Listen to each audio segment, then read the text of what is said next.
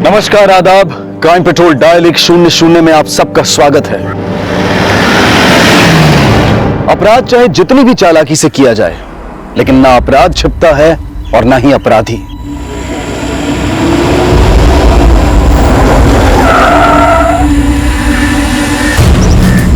जैसी करनी वैसी भरनी का सबक उन्हें भी मिलता है जो किसी और के किए को छुपाने का अपराध करते हैं। 26 मार्च 2016 को कानपुर के शास्त्री नगर थाने की पुलिस को एक अधजला शव मिला।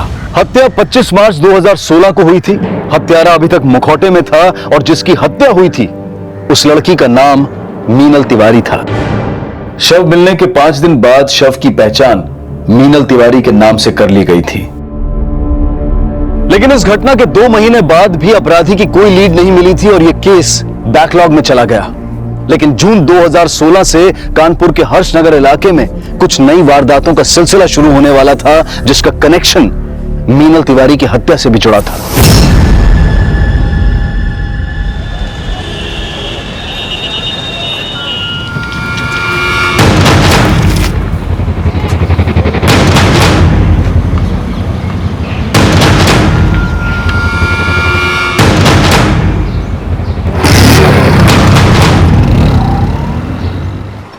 पाँच किलो काजू कतली और कैसी लग रही है जलेबी? 5 किलो रसगुल्ला। हाँ, और 2 किलो रसभरी डाल दें। 2 किलो रस भरी। Uncle 5 kilo kaju katli, 5 kilo rasgulla, 2 kilo रस भरी। पैक कर।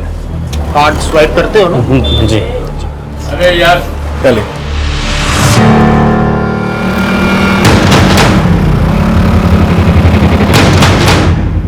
अरे साले साहब, गधा अगर सर पे ताज भी पहन लेना तो भी वो साम्राज्य डुबा ही लेता है। क्यों आप पापा जी का धंधा बिगाड़ रहे हो? हाँ, देखिए ये गिराइक सामने वाली दुकान पे जा रहे हैं आपकी वजह से। मुनीम जी, उत्तराधिकारी अब मैं।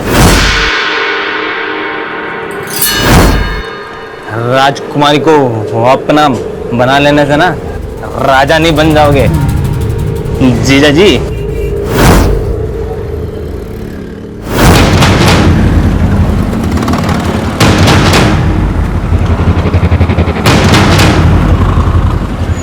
निकल! अरे अरे रुको!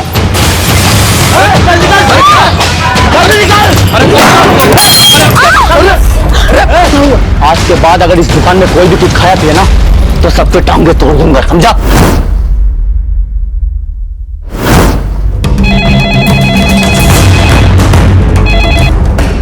हेलो,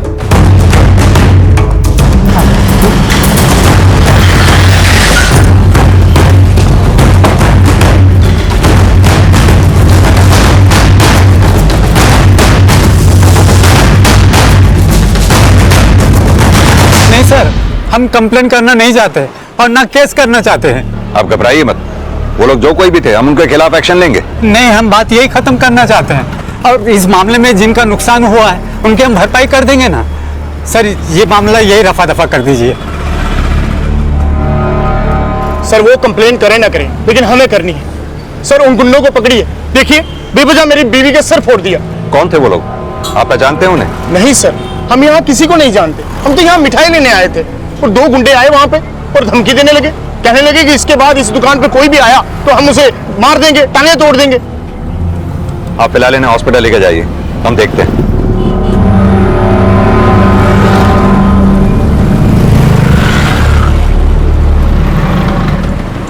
साहब, सीसीटीवी फुटेज दिखाने से तो हम आपको मना नहीं कर सकते, लेकिन इस सीताराम के पछड़े से हमें दूर रखिएगा। ये जिन 2 गुंडों ने आपके पड़ोस में सीताराम की दुकान में तोड़फोड़ की, उनसे सारा बाजार डरता है क्या? सर गुंडों का तो पता नहीं, लेकिन इस सीताराम दुबे से पूरी बाजार में कोई भी बोलचाल नहीं रखना चाहता है साहब। ऐसा क्यों? सर इसके बारे में क्या पता है साहब? बड़ा ओछा बुड्ढा है साहब। अपनी बीवी मरी तो उसकी 13वीं मनाती अपने लिए दूसरी बीवी लेके आया। साहब इस सीताराम की बीवी उसकी बेटी से 6-7 साल छोटी है। मुझे लगता है कि वो गुंडे सीताराम की बीवी को जानते हैं, जिसको सीताराम कैसे भगा के लाया है।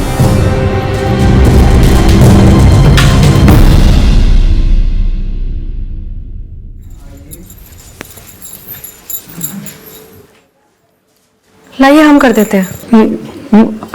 हम कर लेते हैं ना। हल्दी वाला दूध ले आए आपके लिए।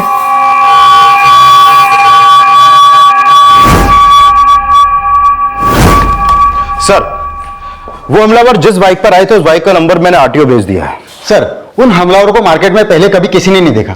हाँ, लेकिन ज्यादातर दुकानदारों का यही कहना है कि ये अटैक इसीलिए हुआ क्योंकि सीताराम दुबे ने एक 24 साल की लड़की से शादी की थी।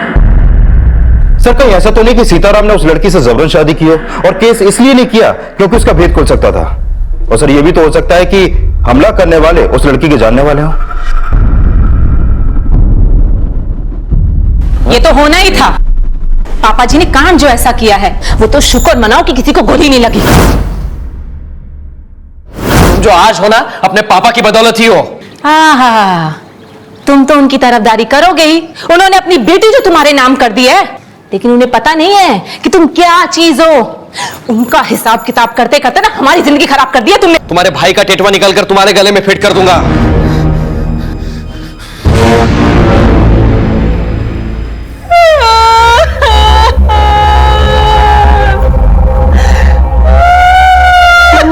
और जो ऐसा अभी तक किसने सुना नहीं है।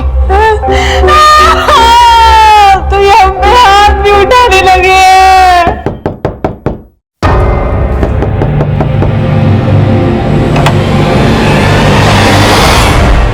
हमें सीताराम और उनकी पत्नी श्रद्धा से बात करनी है। हाँ, हम बुलाते हैं उनको। बुलाई।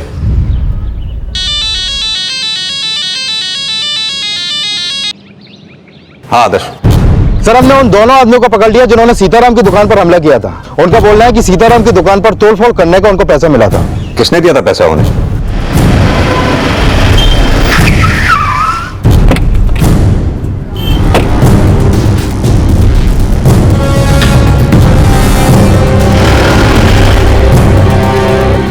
मालिक, श्यामदास सेठ को पुलिस पकड़ के क्यों ले गई?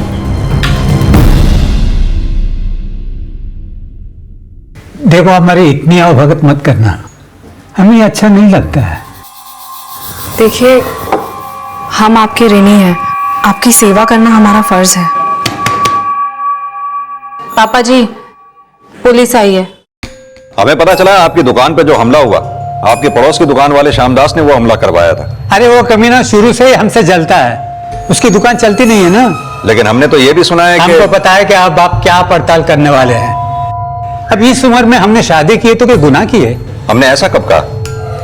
लेकिन क्या ये शादी आप दोनों की रजामंदी से हुई थी? हाँ, दरअसल हमारी स्वर्गवासी पत्नी की आखिरी इच्छा थी कि हम उसके मरने के बाद में दूसरा घर बसा ले, और इसीलिए तो हमने मैचमेकर.com पे अपना शादी का रजिस्ट्रेशन करवाया, और श्रद्धा ने तो खुद हमें पसंद किया है। क्या ये सच है? जी सर। श्रद्धा ने पुलिस से यही कहा था कि ये शादी उसकी मर्जी से हुई थी, लेकिन 24 वर्षीय श्रद्धा का 63 वर्षीय सीताराम के साथ शादी करना एक ऐसा रहस्य था जो बहुत जल्द एक ऐसे केस को जन्म देने वाला था जिसका कनेक्शन 2 महीने पहले हुई मीनल तिवारी की हत्या से भी जुड़ा था। सर, सीताराम जी आए हैं। वो कह रहे हैं उनकी पत्नी श्रद्धा कहीं मिल नहीं रही है। बुलाओ उन्हें। सर, श्रद्धा रोज सुबह 7 बजे केशव नगर मंदिर जाती है और 8 बजे तक घर वापस आती है। अब शाम होने को आई, अब तक उसका कोई पता नहीं चला।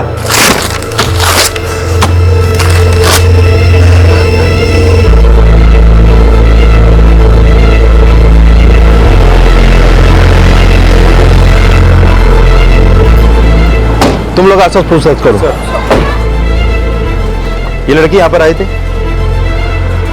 हाँ साहब, ये लड़की रोज यहाँ आती है, लेकिन आज नहीं आई। इसके पति सीताराम जी भी इसके बारे में पूछ के गए।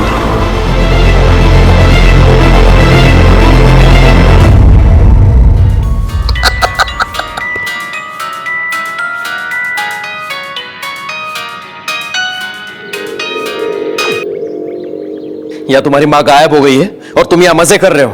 हाँ? जीजा जी, हमारी माँ तो महीनों पहले ही भगवान को प्यारी हो गई। अच्छा, तो तुम उनको अपनी मां मानते ही नहीं हो ना। उल्टा पापा जी से जलते हो कि तुम्हारा ब्याह करने के बजाय उन्होंने अपना ब्याह कर लिया है। कि ऐसा तो नहीं कि तुमने सासू मां को गायब कर दिया है? तुम्हें बहुत अफसोस हो रहा है ना? यही बुरे खिलाती थी तुमको वो? सर, श्रद्धा का फोन सुबह 7 बजे हर्षनगर में बंद हुआ, जहां पर सीताराम का घर है। मैंने भी मंदिर में पता किया, लेकिन वो आज सुबह मंदिर भी नहीं पहुंची। मंदिर और घर के बीच में उससे रिलेटेड कोई लीड भी नहीं मिली। श्रद्धा ने कहा था उसने सीताराम से शादी अपनी मर्जी से की थी। एक 24 साल की लड़की का 63 साल के आदमी से शादी करने का फैसला खुद का होगा। हो सकता है श्रद्धा इस शादी से खुश ना हो, इसलिए भाग गई हो। सर, गौतम नगर में श्रद्धा की मां का घर है, लेकिन वो अपने मायके भी नहीं पहुंची। मैं श्रद्धा की मां से मिलता हूं, तुम सीताराम के घर उसके नौकरों से पूछताछ करो, शायद पता चले श्रद्धा क्या वाकई इस शादी से खुश थी या कहानी कुछ और ही है। सर,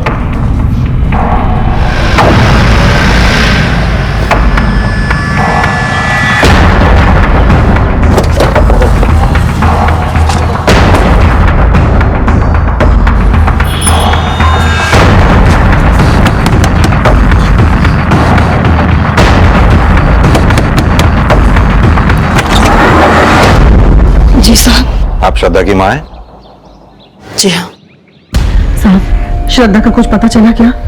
अभी तो कुछ पता नहीं चला, लेकिन हमने सुना है श्रद्धा ने ये शादी अपनी मर्जी से की थी। क्या ये सच है? जी साहब। कहीं ऐसा तो नहीं आपने या श्रद्धा ने ये शादी सीताराम की दौलत देख के? नहीं साहब, बल्कि श्रद्धा की शादी उसकी मर्जी और उसकी खुशी से हुई थी।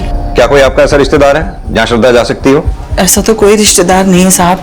हाँ, बस उसका एक छोटा भाई है, संकल्प। कहाँ है वो? वो सीताराम जी के यहाँ ही नौकरी करता है। मालिक, श्रद्धा दीदी का कुछ पता चला क्या? हमसे क्या पूछता? मुनीम जी से पूछ, वही रखते हैं खबर उसकी। तो श्रद्धा ने शादी के बाद अपने भाई को सीताराम के यहाँ नौकरी दिलवा दी? जी नहीं साहब, वो शादी के पहले भी वही नौकरी करता था।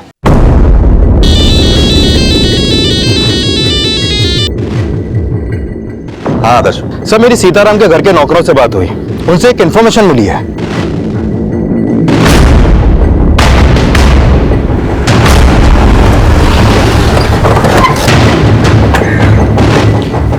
सर, सीताराम के पुलिस स्टेशन आने से पहले ही उनकी बेटी ने उनसे बोला था कि श्रद्धा किडनैप हुई थी। हाँ साहब, लेकिन सेठ जी ने उनकी बात नहीं मानी थी। सर, रितु ने झूठ बोला था हमको। लेकिन रितु ने कहा उसने श्रद्धा को किडनैप होते हुए देखा था। ये सच है ना? सर, वो पापा जी। सर, जाने दीजिए। क्या जाने दीजिए? जो भी बात है साफ साफ बोलिए। सर, आप चुप रहिए। आपने श्रद्धा को किडनैप होते हुए देखा था? हाँ सर, लेकिन पापा जी ने हमारी एक बात नहीं सुनी। वो तो हमें झूठा समझते हैं। इनको तो हमारी किसी बात पे यकीन नहीं होता। कहाँ किडनैप हुई थी श्रद्धा? सर, वो केशव नगर में एक सफेद रंग की गाड़ी थी और कुछ लोग उसे उठाकर लेके जा रहे थे। सर, हम उसे बचाने भी गए और देखिए ना, उस चक्कर में हमें भी चोट लग गई। आदर्श, इनके साथ जाओ, पता करो वहां क्या हुआ था। सर, हम पहले वहां जाके देख के आए हैं, वहां ऐसे कुछ नहीं हुआ। रितु झूठ बोल रही है। लेकिन आपकी बेटी झूठ क्यों बोलेगी? ये उसकी आदत में है, मनगढ़ंत कहानियां सुनाते रहती है ताकि ये उसकी बकवास सुनकर हम उसको अहमियत दे। हाँ अंकल, मम्मी ऐसा इसलिए करती है क्योंकि वो भी हमारे तरह अकेले हो गए, कोई उससे बात भी नहीं करता।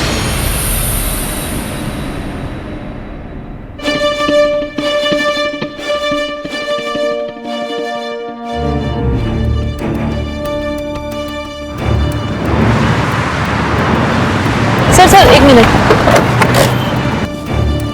हाँ सर, यही वो जगह है जहां से श्रद्धा गायब हुई थी।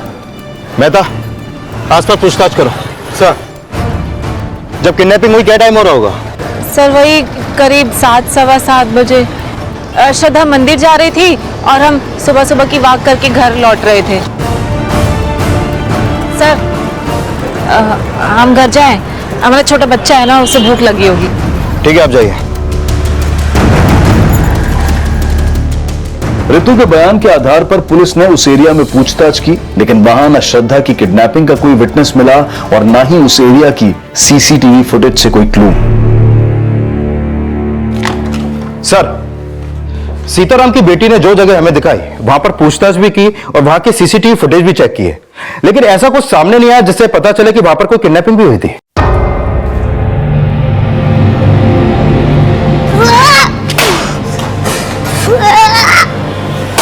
अरे अरे चिंटू क्या कर रही है, क्या कर रहा है तू? नहीं बेटी ये अरे ये कैसा सुनो चिंटू, क्या है? शांत हो जाओ।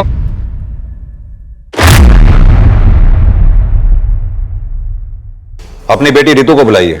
मम्मी घर पर नहीं है। कहाँ गई है बेटा आपकी मम्मी? हमें मालूम नहीं, लेकिन मम्मी बहुत रो रही थी।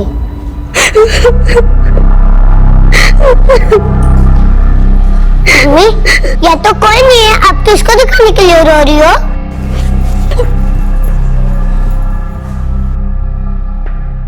मम्मी कहती है यह सब सेल्फिश है, सब खुद को ही प्यार करते हैं, इसलिए मैंने सबकी प्यारी चीज तोड़ दी। इनकी वजह से कोई किसको टाइम भी नहीं दे पाता है। रितु को फोन लगाइए, हमें उससे बात करनी है।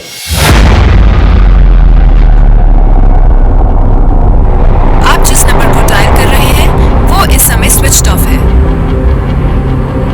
सर रितु का फोन स्विच ऑफ आ रहा है। सीताराम जी, कहीं ऐसा तो नहीं रितु ने श्रद्धा को गायब किया और आपसे झूठ बोला हो? अब जब उसका झूठ पकड़ा गया तो वो खुद गायब हो गई। क्या सर आप कुछ भी बोल रहे हैं? हम कुछ भी नहीं बोल रहे, श्रद्धा के गायब होने की वजह जानने की कोशिश कर रहे हैं। कहीं ऐसा तो नहीं इस घर में श्रद्धा से किसी को कोई प्रॉब्लम रही हो, या श्रद्धा को आप लोगों से? श्रद्धा खुद गायब हुई है या आप लोगों में से किसी ने उसे गायब कर दिया है?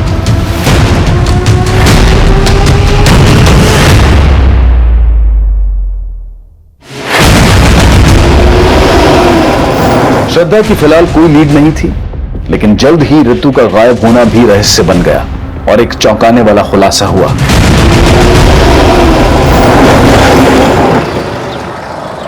सर, रितु का फोन यहीं पर बंद हुआ था और इसकी लाश भी हमें यहीं पर मिली है। ये देखिए सर, ये निशान लगता है गला घोंट के मारा गया। हमारी टीम आसपास पूछताछ कर रही है, शायद कोई लीड मिले।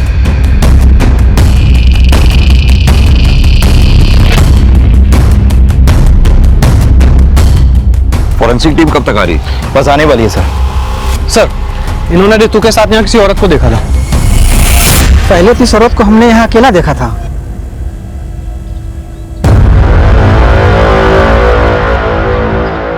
फिर बाद में हम वापस लौट कर आए तो देखा ये औरत किसी और औरत के साथ बात कर रही थी।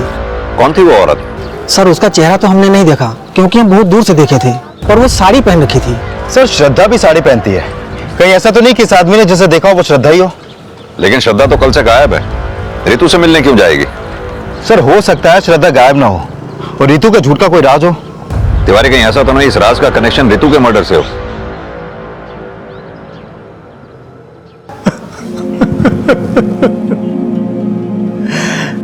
रितु का मर्डर हो गया। अंकल, मम्मी कहाँ है? उनको कुछ ही नहीं हुआ है ना अंकल? बेटा तुम्हारी मम्मी हम सब लोगों को छोड़कर भगवान के पास चली गई है। मुझे मालूम है, आप सबने ही मम्मी को भगवान के पास भेजा है। आप मम्मी से प्यार नहीं करते थे। चिंटू, आप लोग चिंटू के बात का गलत मतलब मत निकालना। वो अपने मम्मी से बहुत प्यार करता है। लेकिन क्या आप लोग रितु से प्यार करते थे? रितु का आपकी बीवी श्रद्धा के साथ कैसा रिश्ता था? सर हम सब लोगों का रिश्ता अच्छा ही है। मुझे तो लगता है कि श्यामदास की तरह किसी दूसरे ने हम लोगों के ऊपर चिढ़ निकाली है अपनी, इसलिए पहले मेरी सासू मां गई और अब रितु का मर्डर हो गया। अगर कोई घर वाला नहीं तो बाहर वाला कौन कर रहा है ये सब? ये हमें नहीं पता सर, हमें तो श्रद्धा की फिक्र हो रही है कहीं उसका भी कोई।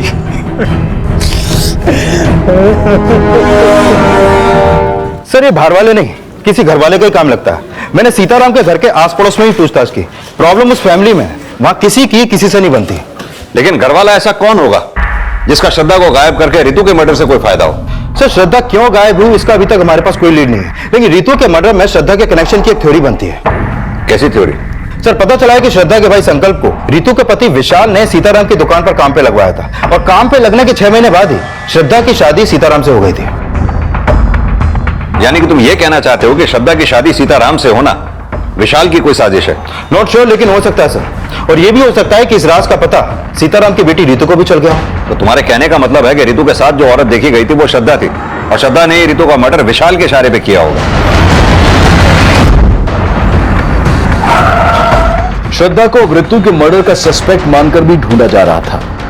श्रद्धा के भाई संकल्प से भी पूछताछ की जा रही थी, और सीताराम श्रद्धा की शादी और रितु की हत्या में विशाल श्रद्धा की मिली भगत को भी खंगाला जा रहा था।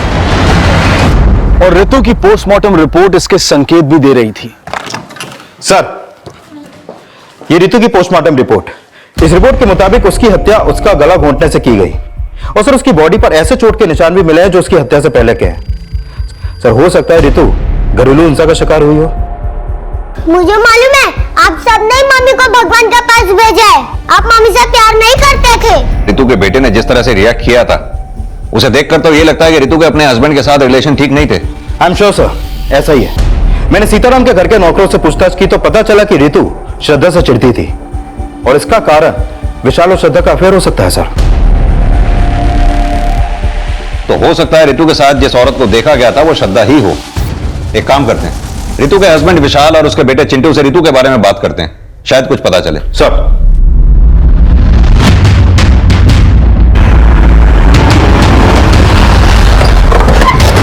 To into 1 is equal to 2, 2 into 2 is equal to 4। हमें आप दोनों से कुछ बात करनी है। जी सर। चिंटू बेटा, डरो नहीं, जो भी जानते हो खुल के बताओ। क्या आपके पापा आपकी मम्मी को मारा करते थे?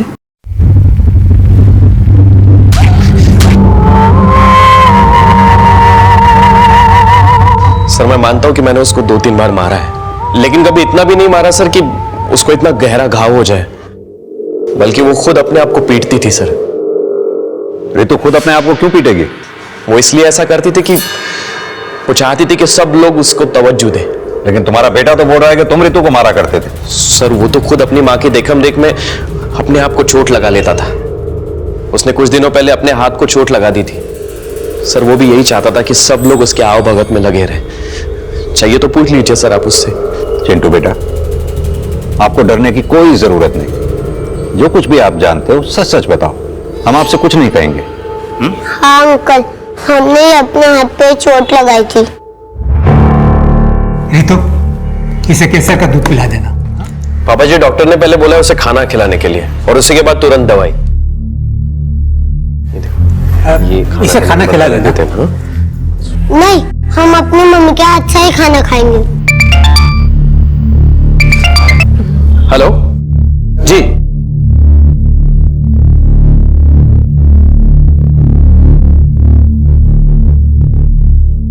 ये चोट तुमने अपने आप लगाई है ना?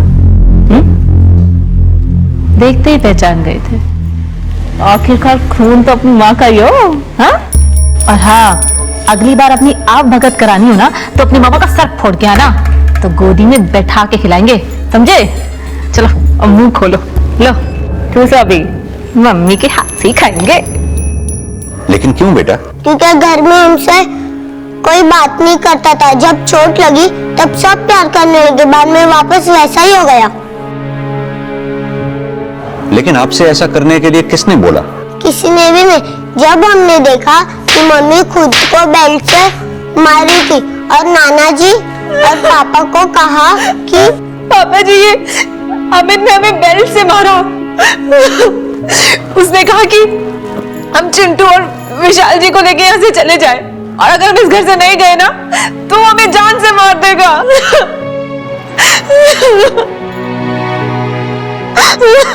फिर नाना जी ने मामा को बहुत पीटा और मम्मी से प्यार से बात करने लगे। बाद में मामा ने मम्मी से बात करना बंद कर दिया। सर अमित तो रितु को शुरू से नापसंद करता था और उसके बाद धीरे धीरे उसको सासू माँ से भी प्रॉब्लम होने लगी। कैसी प्रॉब्लम?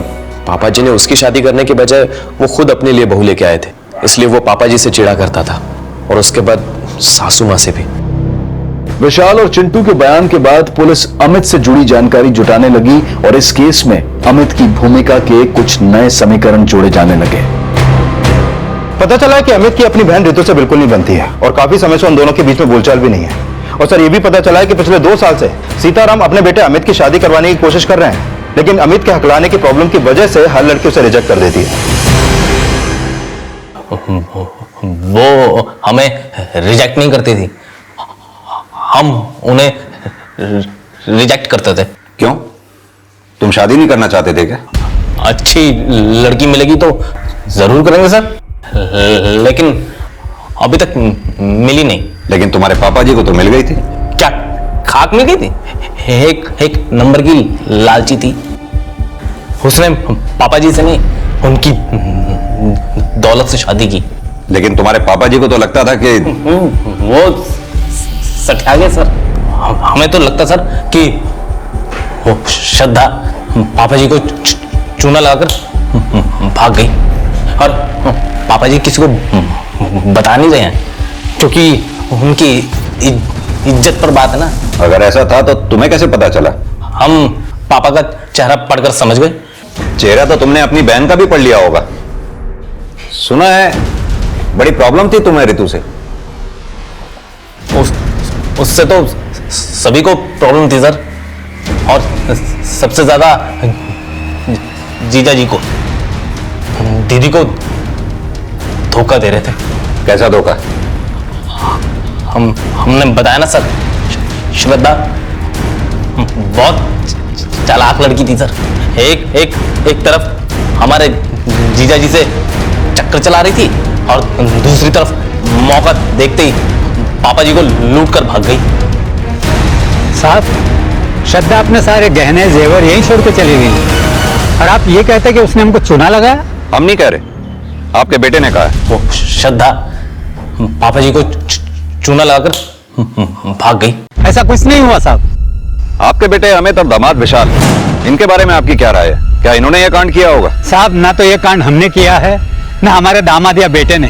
ये जरूर किसी बाहर वाले का काम है।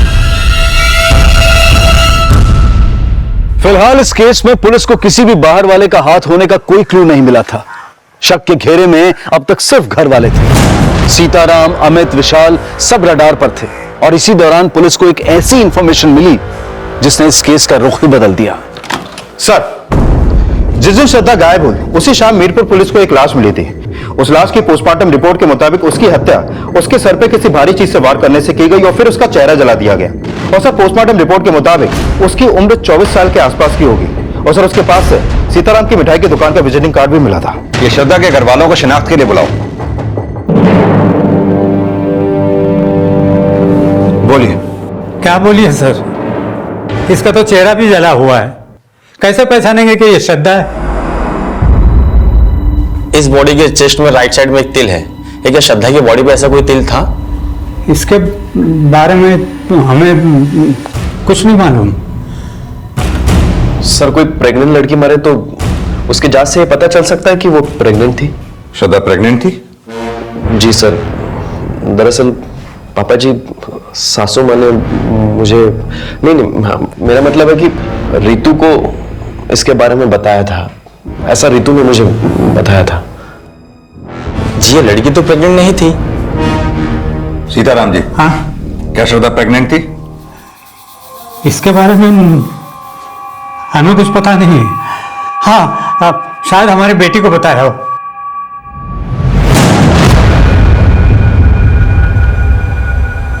सर, हो सकता है रितु ने विशाल से झूठ बोला हो, क्योंकि झूठ बोलना रितु की फितरत में था। ऐसा भी तो हो सकता है रितु ने यह बात विशाल को बताई ना हो, विशाल खुद इस बात को जानता हो कि श्रद्धा प्रेग्नेंट थी। तुमने नोटिस नहीं किया विशाल ने अपनी बात को कितनी स्मार्टली घुमा दिया था कि उसे श्रद्धा की प्रेगनेंसी की बात रितु ने बताई थी।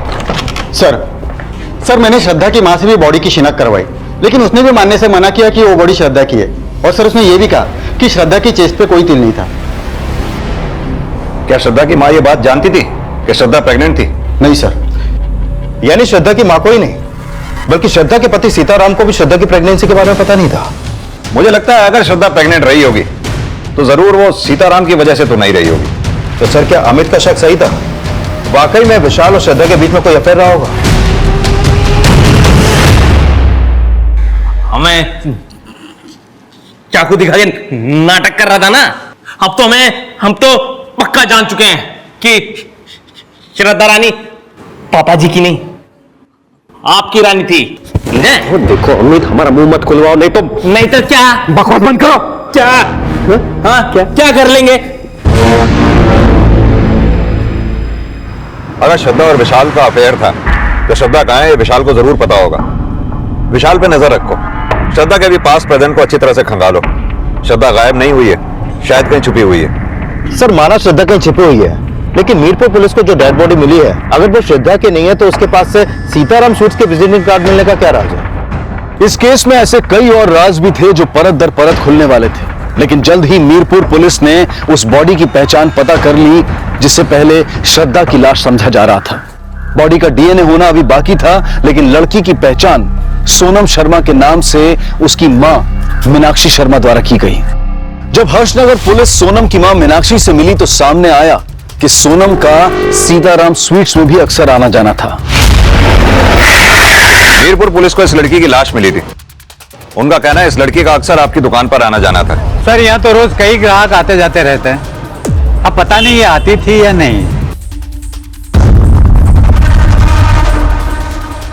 सर, इस लड़की को हमने कई बार यहाँ देखा है। वो बड़े मालिक से मिलने आई थी।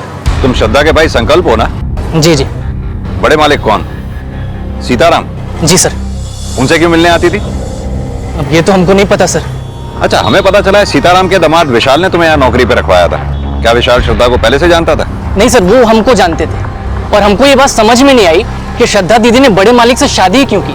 हम तो शादी के खिलाफ थे और माँ दीदी के सामने हमारी एक भी नहीं चली। ठीक है, जाओ। हेलो सर, श्रद्धा के बारे में गौतम नगर पुलिस स्टेशन से एक इन्फॉर्मेशन मिली है। गौतम नगर? ये तो वही जगह है जहाँ श्रद्धा अपनी माँ के साथ रहा करती थी। Yes sir. सर, श्रद्धा की मां ने 2 महीने पहले उसकी मिसिंग कंप्लेंट करवाई थी, लेकिन उसके अगले ही दिन उसने वो वापस ली। पता करो श्रद्धा की माँ ने वो कंप्लेंट वापस क्यों ली थी और श्रद्धा उस दौरान थी कहाँ पर। Yes sir. और सोनम और सीताराम के कनेक्शन का भी पता करो। हो सकता है रितु और सोनम के मर्डर और श्रद्धा के गायब होने का आपस में कोई कनेक्शन हो। सर, इन कनेक्शंस का कनेक्शन जल्द ही मीनल तिवारी से भी जुड़ने वाला था, जिसकी हत्या 2 महीने पहले हुई थी। और पुलिस को यह भी पता चल गया था कि 2 महीने पहले श्रद्धा की मां द्वारा श्रद्धा की मिसिंग कंप्लेंट फाइल करने की वजह क्या थी।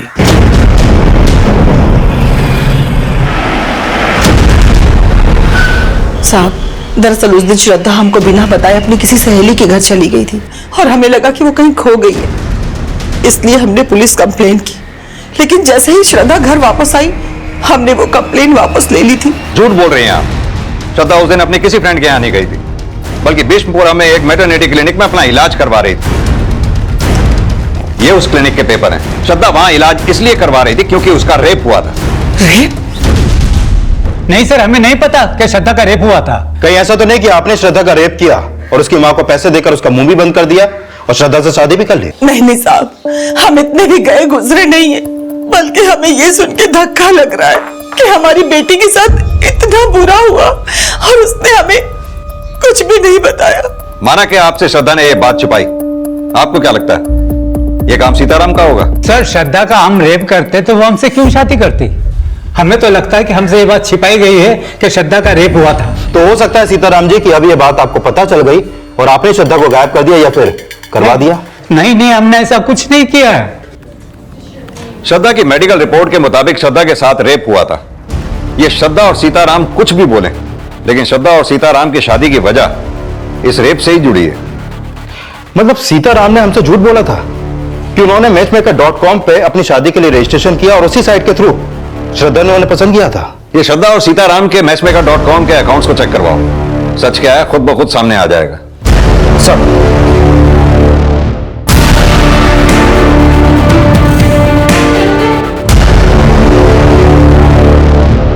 सर, मैचमेकर.com पर सीताराम का तो अकाउंट है, लेकिन उस साइट पर श्रद्धा का कोई अकाउंट नहीं है।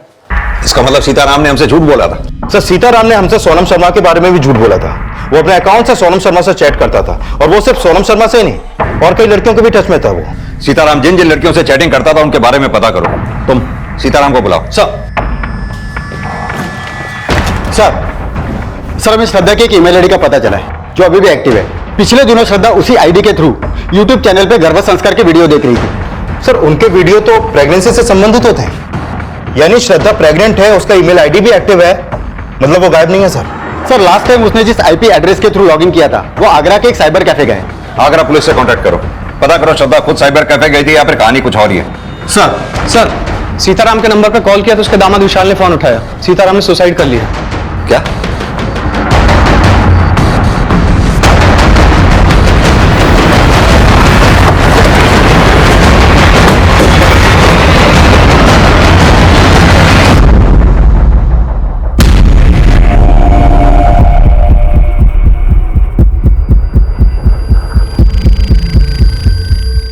सीताराम दुबे स्वीकार करता हूँ, मेरी वजह से श्रद्धा की जिंदगी बर्बाद हुई और मैं कई और लड़कियों का दोषी हूँ। मैं अपना गुनाह कबूल करता हूँ, इसलिए आत्महत्या कर रहा हूँ। सीताराम दुबे। क्या सीताराम ने वाकई आत्महत्या की थी? फिलहाल इसकी जांच चल रही थी, लेकिन सुसाइड नोट में श्रद्धा के अलावा जिन लड़कियों का नाम आया था वो कौन कौन थी? सर, सीताराम के मैट्रिमोनी अकाउंट से उनकी जिन जिन लड़कियों से चैटिंग होती थी उसमें सोनम के अलावा एक मीनल तिवारी नाम की भी लड़की थी, और 2.5 महीने पहले मीनल की भी हत्या उसी तरीके से हुई जिस तरीके से सोनम की हुई थी। मीनल और सोनम की तो हत्या हुई, लेकिन श्रद्धा के गायब होने का क्या राज हो सकता है? सर, आगरा के जिस साइबर कैफे में श्रद्धा के आईडी पर लॉगिन किया गया वहां पर कोई भी सीसीटीवी नहीं लगा, और यह पता चला है कि जब सोनम की हत्या हुई उस समय सीताराम के फोन की लोकेशन सोनम की फोन की लोकेशन से अलग थी। और सर, यह भी पता चला है कि सीताराम के मैट्रिमोनियल अकाउंट को उसके लैपटॉप और उसके दुकान के पीसी से ऑपरेट किया जाता था। Excuse me sir. हेलो, ठीक है सर। आगरा से पीएसआई यादव का फोन था। जिस साइबर कैफे से श्रद्धा के आईडी पर लॉगिन किया गया उस गली में एक सीसीटीवी मिला है, उसमें श्रद्धा कैप्चर हुई है। श्रद्धा अगर जिंदा थी तो फिर मीनल और सोनम की हत्या का राज क्या था? क्या श्रद्धा के गायब होने का कनेक्शन मीनल और सोनम की हत्या से जुड़ा हुआ था? क्या सीताराम की आत्महत्या कोई साजिश थी? सर, जिस दौरान मीनल की हत्या हुई तब भी सीताराम के फोन की लोकेशन मीनल के फोन की लोकेशन से मैच नहीं करती। सर, कहीं ऐसा तो नहीं कि सीताराम को फंसाने के लिए कोई और उनकी आईडी से चैट करता हो? सीताराम ने हमें खुद ये बात बोली थी कि उसका मैचमेकर.com पे अकाउंट था और उस अकाउंट को वो खुद ऑपरेट करता था। वहीं दूसरी तरफ भीष्मनगर मैटरनिटी क्लिनिक वालों ने भी ये साफ किया था कि श्रद्धा के साथ रेप हुआ था। सर, ऐसा भी तो हो सकता है कि श्रद्धा की कोई चाल हो, वो सीताराम को ब्लैकमेल कर रही हो, और इसमें उसका साथ विशाल ही नहीं बल्कि उसका भाई संकल्प भी उसका साथ दे रहा हो। इन सबको अच्छी तरह से खंगालो, और सीताराम के बेटे अमित को भी। सर,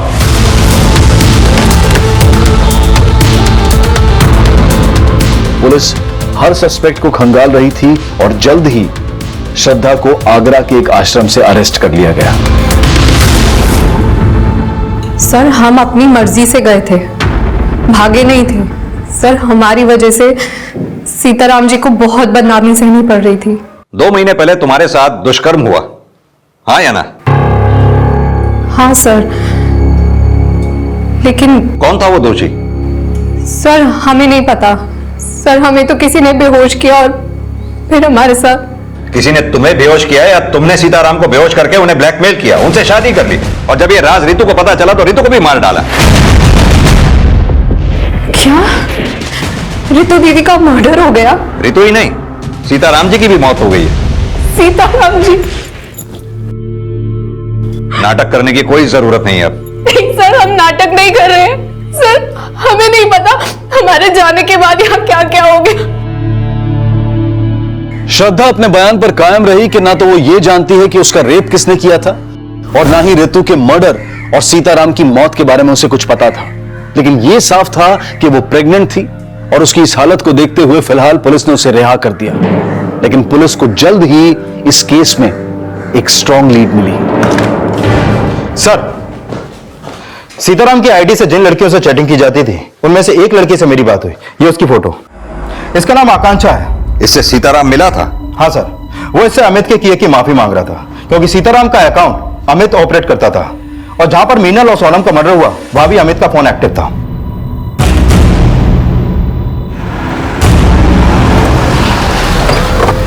हमने जो भी किया सर, अपने बाप के कहने पे किया सर।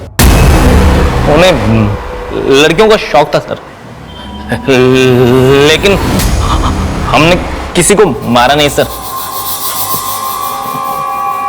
उसी ने मारा। इसीलिए तो उसने सुसाइड की सर। उन्होंने सुसाइड इसलिए की क्योंकि वो तुम्हें बचाना चाहते थे।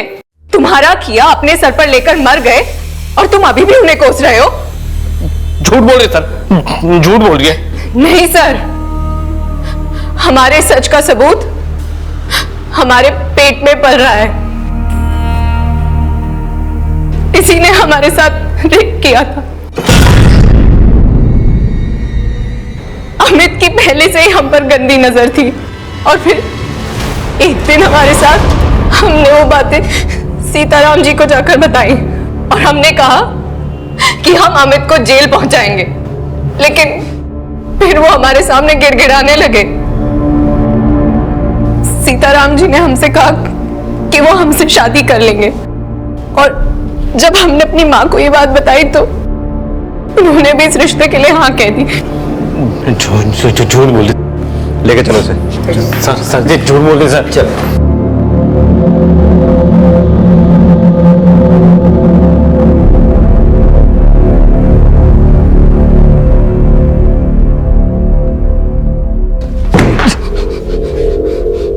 हमें लड़कियों से नफरत है, सब सेल्फिश होती है, सबको सिर्फ पैसे से प्यार होता है। मीनल और सोनम ये बात जानती थी कि तू अपने बाप के अकाउंट से उनसे चैट करता था? हाँ हाँ, और उनको कोई ऐतराज भी नहीं था, सब हमसे रिश्ता रखे हुए थे, क्योंकि हमारा बाप पैसे वाला था ना।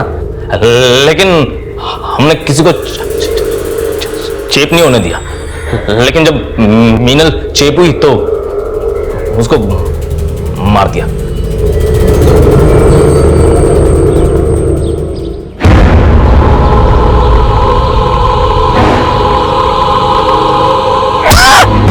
और जब सोनम हुई तो उसको भी।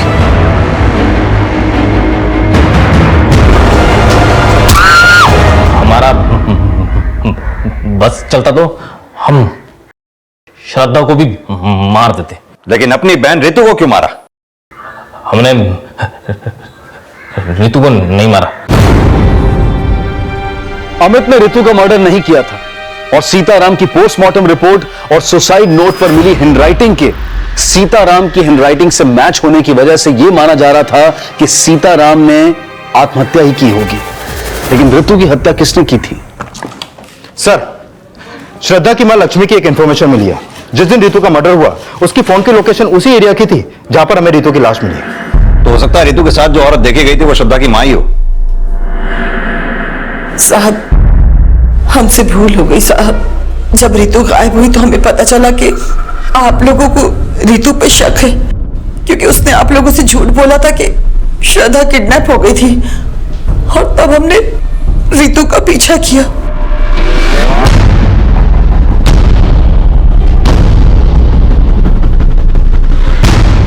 आप यहाँ पे क्या कर रहे हैं? मेरी श्रद्धा कहाँ है? हमें नहीं पता कि श्रद्धा कहाँ है। आप हमसे क्यों पूछ रही हैं? देखो, मैं फिर से तुमसे पूछ रही हूँ और अच्छे से पूछ रही हूँ कि श्रद्धा कहाँ है, तुम बता दो मुझे। हम नहीं जानते कि श्रद्धा कहाँ है। साहब, तब हमें अपनी बेटी की फिक्र थी, इसलिए। तुम्हें अपनी बेटी की फिक्र थी कब? उसका रेप हो गया, उसे इंसाफ दिलाने के बजाय उल्टा उसी घर में ब्याह दिया जिस घर में उसका रेपिस्ट रहता था।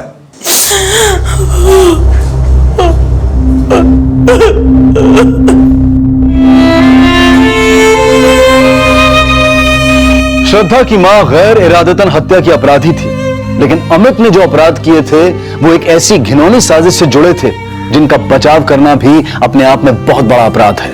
और सीताराम की आत्महत्या उसी कायरता का परिणाम थी जो वो लगातार अमित के अपराध छिपाकर करता आ रहा था। हम उम्मीद करते हैं कि चिंटू का भविष्य उन अपराधों से बेअसर रहे जिसका भागीदार कहीं ना कहीं उसका पूरा परिवार था। देखते हैं हमारे आज के एपिसोड की दूसरी कहानी। आनंद, हम तुमको कह रहे हैं, हम दोनों भागकर शादी कर लेते हैं। रमा, हम तुमसे प्यार करते हैं, कोई मजाक बात थोड़ी है। तुम्हारे बाबूजी को समझना पड़ेगा ये। मेरे घर वाले सच में कभी नहीं मानेंगे। हम समझाएंगे तुम्हारे पापा को, देखना वो मान जाएंगे। तुम बिल्कुल टेंशन मत लो। अंकल मेरी बात सुनिए, देखिए प्लीज मत मारो आनंद को। हमारी बात रमा, प्लीज पापा, पापा मैं और आनंद बहुत प्यार करते हैं। आप प्यार का भूत हम उतारेंगे तो घर चलता है। छोड़िए पापा, ना खुमारी उतार देगा तुम्हारा। मिश्रा, हमारे जूते का औकात क्या नहीं है? उसके बेटे ने ब्याह करेगी, अपना मर्जी चलेगी, जान मार देगी तुम्हारी। अरे क्या कर रहे हैं आप? अरे ये जो की तो की, आप भी कोनो अच्छा नहीं कर रहे, आप भी तो गलती कर रहे हैं ना। अरे जवान बिटिया को बड़े बाजार में बेइज्जत करते हुए खींचते हुए घर से ला रहे। अरे गलती हो गई कि घसीट कर लेकर आए, मार कर लाना चाहिए था, अक्ल ठिकाने आती है।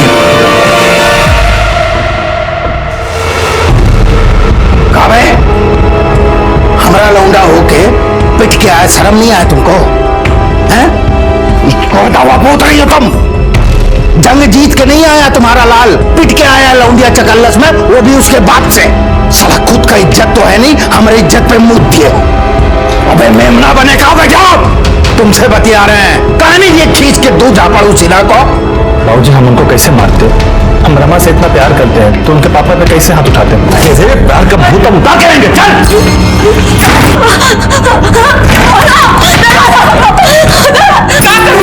खबरदार जो दरवाजा खोला तो कब ये दरवाजा तब खोलेगा जब इसका ब्याह होगा। बराबरी का लड़का देखकर 20 दिन में इस मुसीबत को यहाँ से चलता कर देंगे। आनंद ऐसा कुछ नहीं होने देगा। आनंद हमको बहुत चाहता है। आनंद हमारा ब्याह किसी और से होने नहीं देगा। देख लीजिएगा आप।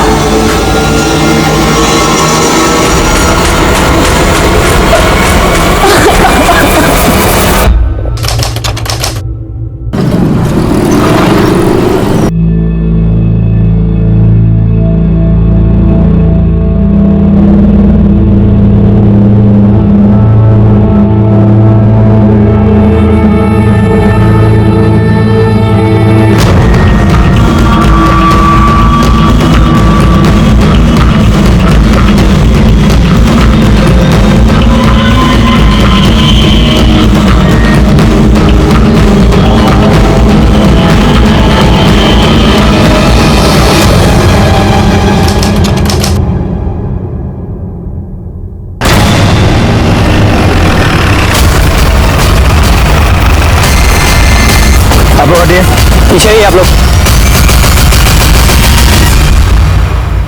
जाओ, आसपास चेक करो, कुछ मिलता है क्या? सर ये बॉडी सबसे पहले किसने देखा था?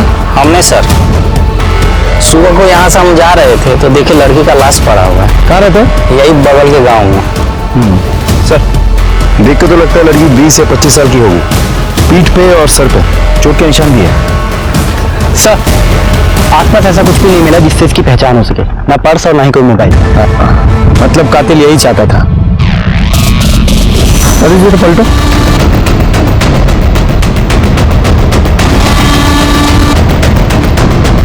पीठ पे 3 घाव है और सर पे भी चोट का निशान है और आसपास खून की एक बूंद भी नहीं है। इसका मतलब ये हुआ कि इसे कहीं और मारा गया है, बॉडी को ठिकाने लगाने के लिए यहाँ फेंक दिया गया है। संगीता जरा चेक करो इसके कुर्ते पे कोई टेलर का टैग है क्या? हाँ सर है। हेलो जी, इस टेलर का पता लगाओ और आसपास के सभी पुलिस स्टेशन में इस लड़की की डिटेल्स भेजो कि 24-25 साल की किसी लड़की की मिसिंग कंप्लेंट दर्ज हुई है क्या? बॉडी को पोस्टमार्टम के लिए भेजो। सर लड़की के कुर्ते पे जिस टेलर का टैग था उस टेलर की दुकान मांझी मार्केट में ही है। टेलर ने लड़की और कुर्ता दोनों की पहचान की। लड़की का नाम था रमा सिन्हा। लड़की रेगुलर कस्टमर थी, इसीलिए टेलर की रिकॉर्ड बुक से हमें उसका फोन नंबर और एड्रेस मिला था। जब हमने फोन किया तो फोन स्विच ऑफ मिला। फिर हम उस एड्रेस पे पहुंचे, लेकिन घर पे ताला लगा हुआ था सर। आस पड़ोस में पूछताछ करके हमें पता चला कि पिछले कुछ दिनों से वो लोग वहाँ दिखे नहीं, गाड़ी भी नहीं है, शायद बाहर कहीं गई है सर। जब पूरी फैमिली बाहर गई थी तो रमा उनके साथ क्यों नहीं गई? हो सकता है वो अपनी ससुराल में हो। सर उसकी तो शादी नहीं हुई थी, ससुराल में होने का तो सवाल ही पैदा नहीं होता। नहीं यादव जी, ये देखिए रमा की मांग में सिंदूर है। लेकिन सर आस पड़ोस में पूछताछ करके हमें पता चला था कि शादी हुई नहीं थी। यादव जी शादी तो हुई थी, लेकिन शायद लोगों को नहीं पता था कि वो शादीशुदा है और शायद यही उसकी मौत का भी कारण हो। यादव जी ये रमा के सारे कॉल रिकॉर्ड्स और फोन लोकेशंस निकालिए और इस सिन्हा फैमिली की जितनी हो सके उतनी डिटेल्स निकालो। हम तो रमा को बहुत सीधी सादी मानते थे। अरे सीधी सादी स्कूल टीचर थी, पर ये सुना था कि कोई आनंद मिश्रा के साथ उसका चक्कर भी चल रहा है। और थोड़े दिनों पहले ये भी सुना था कि दोनों परिवारों में घमासान हुआ था। सुना था लाठी तलवार भी भाजी गई थी, वो भी बीच बाजार में। सर हमको रमा की पर्सनल लाइफ से क्या लेना देना? हम तो इतना बोल सकते हैं कि वो बहुत ही अच्छी और मेहनती टीचर है, ना किसी से दोस्ती ना किसी से बैर, बस अपने काम से काम रखने वाली।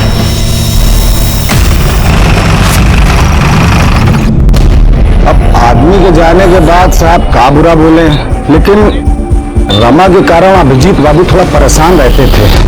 2 दिन होगा साहब उनका कुछ पता ही नहीं कहाँ चले गए। उनका फोन लगा तो ना उनका फोन लगता है ना उनके बेटे का फोन लगता है। माल आया पड़ा है साहब, पेमेंट करनी है साहब। 2 दिन से बहुत परेशान है, कहाँ गए कुछ मालूम नहीं है। सर मैंने कई लोगों से पूछताछ की, लेकिन किसी को भी नहीं पता सिन्हा फैमिली कहाँ है, और उनके फोन्स भी स्विच ऑफ आ रहे हैं सर। यादव जी, ये अभिजीत, रत्ना और शिवम तीनों के कॉल रिकॉर्ड्स और मोबाइल लोकेशन निकलवाओ। तब तक इस आनंद से मिलते हैं, देखते हैं वो क्या कहता है। साहब, आनंद का शादी रमा से हुआ, उसके बाद रमा अपनी अम्मा के घर गई आशीर्वाद लेने। एक बार को हम अपनी अम्मा से मिलना चाहते हैं। फिर लौटी नहीं साहब। आप ही सोचिए साहब, हमरे बिटुआ पे का गुजरी होगी। अरे बौरा गया है साहब एकदम। अपने बेटे को बुलाइए, उससे बात करनी है। अरे क्या बात करिएगा साहब उससे, होश ही नहीं है उसको। दिन रात रमा के घर के चक्कर लगाता रहता है। कह रहा था कि उसके परिवार वाले रमा को जबरदस्ती ले गए और दूसरा ब्याह कर देंगे उसको। यह पॉसिबल नहीं है, रमा का मर्डर हो गया। मर्डर? अरे कहा होगा हमारे बिटुआ, लेकिन कौन मर्डर किया साहब उसका? फिलहाल तो हमें नहीं पता, हो सकता है आपके बेटे आनंद ने किया हो। बुलाओ उसे। अरे साहब बुलाएंगे तो तब ना जब वो घर पे होगा, आता ही नहीं है घर पे। यादव जी, हमें आप सबके फोन नंबर चाहिए, और एक बार आपका बेटा घर लौटा है तो पुलिस स्टेशन भेज दीजिएगा। ठीक है साहब।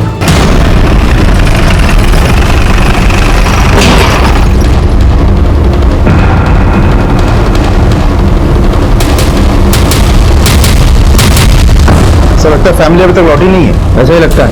यादव जी, हाला करो। फॉरेंसिक टीम को बुलाइए। सर, अब समझ में आया कि ये घर फैमिली के बाहर जाने की वजह से नहीं, बल्कि इस क्राइम की वजह से बंद था। पूरे घर की अच्छी तरह से तलाशी लो।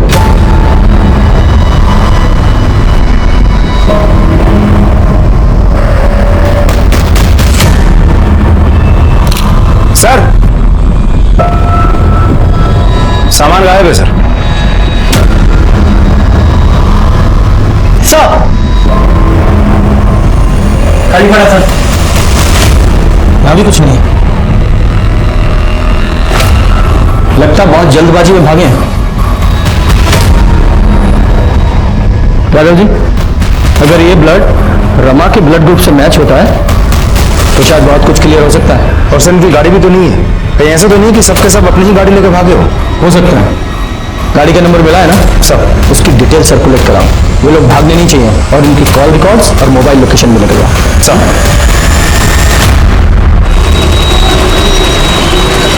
यादव जी सर, ये सिन्हा फैमिली की कार का कुछ पता चला? नहीं सर, हमने सारे टोल नाका और चेक नाका पर उस गाड़ी की डिटेल्स भेज दी है, लेकिन हमें नहीं लगता सिन्हा फैमिली ने स्टेट बॉर्डर क्रॉस किया हुआ। अगर किया होता तो हम तक इंफॉर्मेशन पहुंच जाती सर। कहीं ऐसा तो नहीं कि सिन्हा फैमिली कहीं छुप के बैठी हो, वरना कार गई कहाँ? सर, सिन्हा फैमिली के घर पे जो ब्लड मिला था उसकी forensic report. Yadav ji sir, ये जो सिन्हा फैमिली के घर पे जो ब्लड मिला है ये तो रमा का ही है। इसका मतलब रमा का पहले घर में खून किया गया और बाद में उसकी बॉडी को ठिकाने लगाने के लिए फेंक दिया गया। लेकिन सर खून किया किसने? फैमिली? पॉसिबल है, हो सकता है ये ऑनर किलिंग का केस हो, क्योंकि सिन्हा फैमिली को ये रमा और आनंद का रिश्ता पसंद नहीं था, और जब रमा ने आनंद से शादी कर ली और घर वापस आई तो गुस्से में फैमिली ने उसे मार दिया और बाद में बॉडी को फेंक के फरार हो गया। फॉरेंसिक रिपोर्ट और सर्कमस्टांशियल एविडेंस के बाद ये कंफर्म हो गया कि ये केस ऑनर किलिंग का ही है।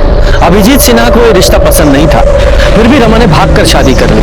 अपने बाप के गुस्से को अनदेखा करके वो अपनी माँ से आशीर्वाद लेने पहुंची, लेकिन वापस नहीं लौटी। और अब हमारे लिए सबसे ज्यादा जरूरी था सिन्हा फैमिली और उनकी कार का मिलना। सर अगर ये केस ऑनर किलिंग का होता तो माँ बाप जिंदा होने चाहिए थे, लेकिन उन दोनों का भी मर्डर हो गया, और घर के अंदर हमें रमा का ब्लड मिला, मतलब माँ बाप को कहीं और ले जाके मारा गया होगा। लेकिन समझ में नहीं आ रहा है माँ बाप को कौन मार सकता है, तो क्यों? तो वो किसने मारा ये तो कंफर्म नहीं बोल सकते, पर वो रमा का पति जो आनंद है उसके पास भी मोटिव है। उसका कुछ पता चला? नहीं सर, लेकिन वो जब भी घर वापस आएगा या फोन स्विच ऑन करेगा हमें इन्फॉर्मेशन मिल जाएगी।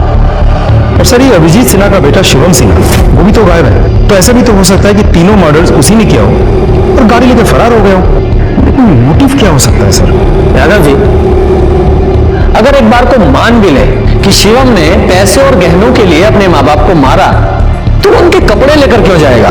और वैसे भी अपने परिवार का वो इकलौता वारिस है, पैसों के लिए मर्डर क्यों करेगा? सर, सिन्हा फैमिली के कॉल रिकॉर्ड्स।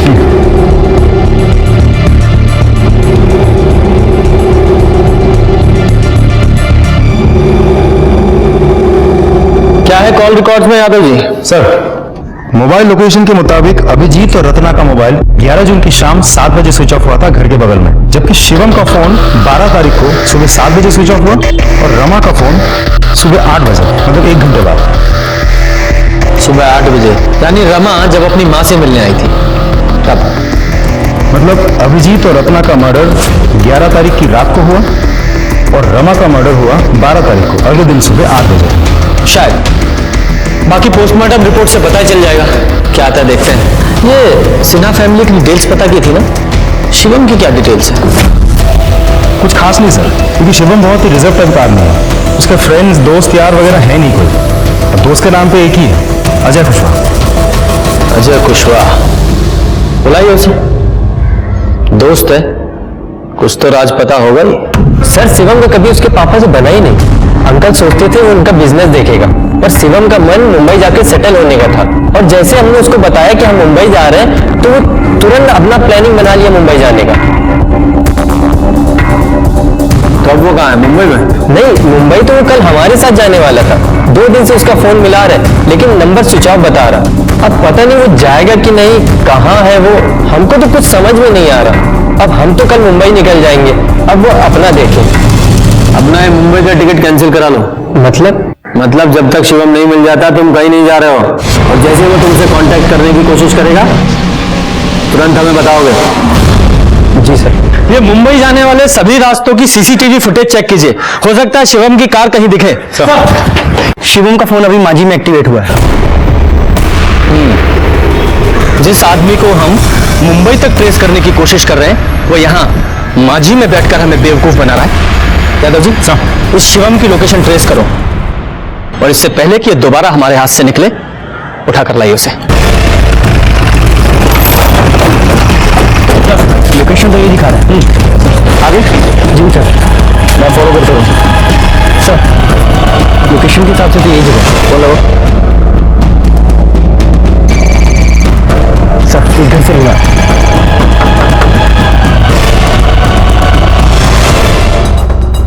शिवम कहाँ है? शिवम? कौन शिवम साहब? हमको नहीं पता। तुम्हारा नाम क्या है? गोपाल। फोन लगाओ। घंटी की आवाज आ रही है अंदर से। फोन तुम्हारा है? लेके आओ फोन। बात सुनिए सबको।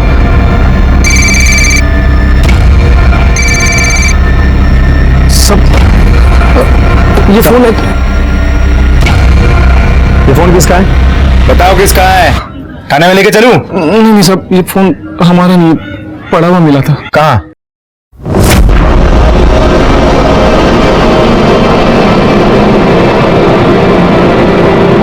जय माता दी।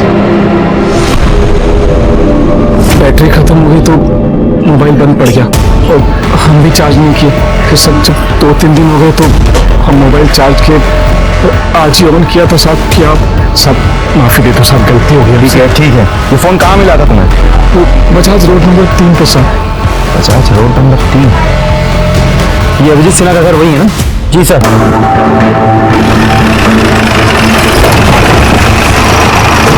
चलो दिखाओ कहाँ मिला था मोबाइल। यहाँ पे था साहब, एक गाड़ी खड़ा हुआ था उसके नीचे टायर के पास। स्टिकर उसी गाड़ी पे लगा हुआ था? नहीं साहब, यहाँ पे 2 गाड़ी खड़ा हुआ था, एक यहाँ एक वहाँ पे, वो सलेटी कलर का। सब माता रानी का फोटो देख के हम सोचे थे कि मोबाइल नहीं लेते, अभी लालच आ गया साहब। साहब हम सच कह रहे हैं, इसके सिवा हमें कुछ नहीं पता साहब, माफी दे दो हमको। सर ये दूसरी गाड़ी किसकी हो सकती है?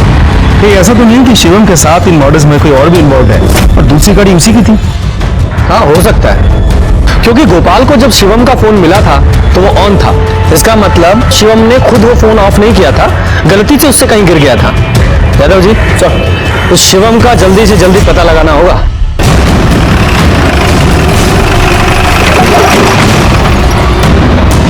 तुम उधर देखो।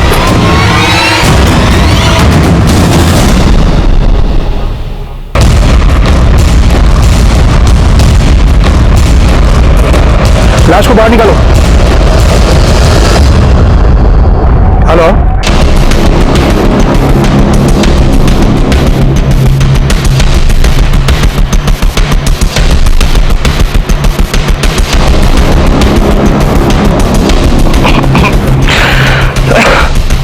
यादव जी, बॉडी जिस तरह से डिकम्पोज हुई है उसे देखकर लगता है कि इसकी मौत 6-7 दिन पहले ही हो चुकी है। बॉडी पर कोई घाव का निशान भी नहीं है, मतलब किसी अलग तरीके से मारा गया है। खैर जो भी है, रीजन तो पोस्टमार्टम रिपोर्ट के बाद सामने आ ही जाएगा। सर गाड़ी के अंदर सूटकेस और बैग मिला है जिसमें सिर्फ कपड़े हैं, पैसे और जेवर नहीं है। इसका मतलब शिवम कल्प्रिट नहीं, विक्टिम है।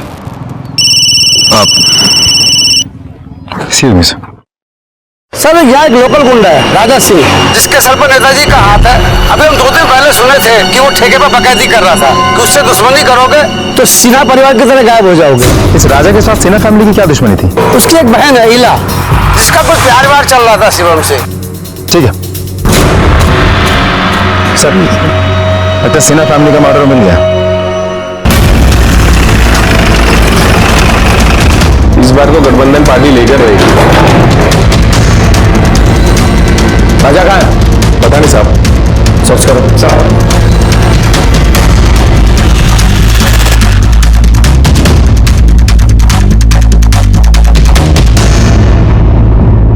सर ऊपर आइए।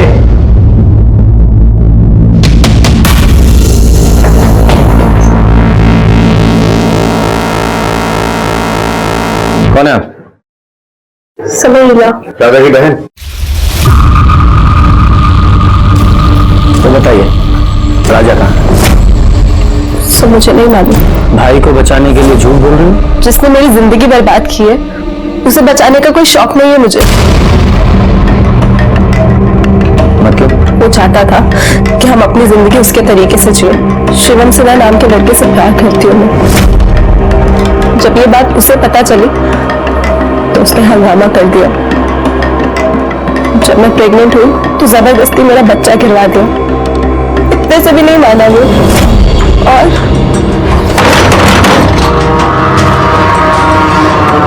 अच्छा अच्छा, तुम हो? अरे कौन है? नमस्ते आंटी जी, राजा यादव।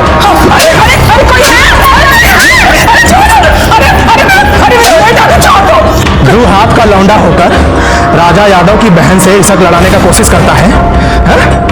बेटा अभी तो सिर्फ कूटे जा रहे हो, अगर उससे दूर ना हुए ना तो जान से मार देंगे, समझ गए? क्या हो रहा है? कौन हो तुम? और हमरे बेटे को काहे मार रहे हो? बेटा ये तुम्हारा बेटा है? हाँ, फिर तो तुमको सजा देना बनता है।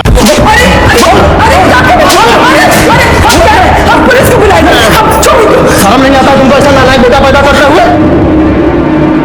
फिर मैं शिवम से मिली। हमने मुंबई जाने का प्लान बनाया। मैं 20 तारीख को शिवम को मुंबई में मिलने वाली थी। आप प्लीज मेरी मदद कीजिए ना। अगर आप मुझे यहाँ से नहीं निकालेंगे तो मेरा भाई मुझे कभी यहाँ से निकलने नहीं देगा। प्लीज सर मुझे शिवम से मिलना है। सॉरी, आप शिवम से कभी नहीं मिल पाएंगे। क्यों? क्या हुआ? उसका मर्डर हो चुका है। क्या?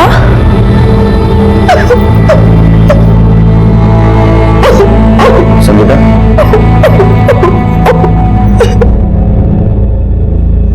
मैं आपकी हालत समझ सकता हूँ, बस एक आखिरी बात बताओ, तुम्हें लगता है तुम्हारा भाई राजा शिवम को मार सकता है? यादव जी, सब स्टेट बॉर्डर सील करो। राजा भागना नहीं चाहिए। सारे खबरियों को एक्टिवेट करो। 24 घंटे के अंदर अंदर राजा मुझे लॉकअप में चाहिए। जी सर। सर, मुझे लगता है आपका शक सही था। शिवम की मौत भी 11 जून को रात 8 से 10 बजे के बीच हुई थी, गला घोटने की वजह से। लेकिन फॉरेंसिक रिपोर्ट के हिसाब से गाड़ी में कोई फिंगरप्रिंट्स नहीं मिले और ना ही स्टीयरिंग व्हील में मिले। लेकिन हाँ, गाड़ी के सीट और डिक्की में जो ब्लड स्टेन मिले हैं उसके साथ अभिजीत, रत्ना और रमा के ब्लड ग्रुप मैच हुए हैं। यादव जी, इसका मतलब ये हुआ कि कातिल ने सिन्हा फैमिली की बॉडीज को ठिकाने लगाने के लिए उन्हीं की कार का इस्तेमाल किया और उसपे से सारे फिंगरप्रिंट्स मिटा दिए। लेकिन उसने एक गलती कर दी, उनकी कार से उसने ब्लड स्टेन नहीं हटाए। उसने अभिजीत, रत्ना और रमा तीनों का फोन स्विच ऑफ कर दिया। लेकिन शिवम का फोन स्विच ऑफ नहीं कर पाया क्योंकि उसे पता ही नहीं चला कि उसका फोन कब और कहां गिरा, जो कि बाद में गोपाल को मिला। हो सकता है सर। पर यादव जी, मुझे एक बात समझ में नहीं आ रही है कि कातिल ने 11 तारीख की रात को अभिजीत, रत्ना और शिवम तीनों का खून कर दिया, लेकिन रमा को उसने 12 तारीख की सुबह यानी कि 12 घंटे के बाद मारा। इसका मतलब है कि कातिल लगातार सिन्हा फैमिली के घर में बना हुआ था। कौन हो सकता है वो? राजा?